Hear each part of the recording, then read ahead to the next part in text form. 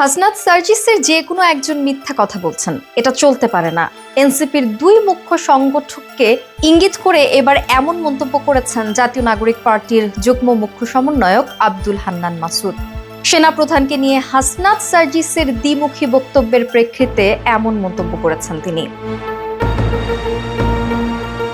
সম্প্রতি সেনাপ্রধান রিফর্ম আওয়ামী লীগের প্রস্তাব দিয়েছেন বলে এক দীর্ঘ স্টেটাস দেন হাসনাত আব্দুল্লাহ, যেখানে সেনাবাহিনী তাদের ডেকে নিয়ে চাপ প্রয়োগ করেছে বলে নানা অভিযোগ জানান হাসনাত। তবে তার এমন বক্তব্যের বিরোধিতা করেছেন সার্জিস আলম। বলেছেন তাদেরকে ডাকা হয়নি, বরং নিজে থেকেই যোগাযোগ করে সেখানে গিয়েছিলেন তারা।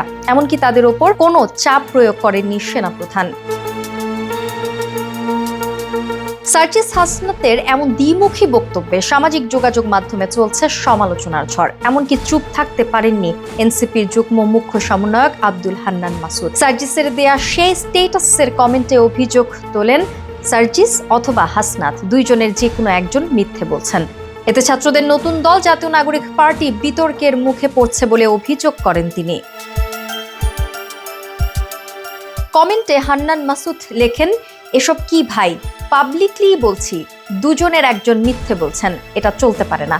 আর দলের গুরুত্বপূর্ণ পোস্ট হোল্ড করেও আপনারা যেভাবে ব্যক্তিগতভাবে বিচরণ করছেন এবং তা পাবলিক করে এনসিপিকেই বিতর্কিত করছেন। মানুষ এনসিপিকে নিয়ে যখন স্বপ্ন বুনছে, তখন এভাবে এনসিপিকে বিতর্কিত করার কাদের এজেন্ডা? সরি, আর চুপ থাকতে পারলাম না।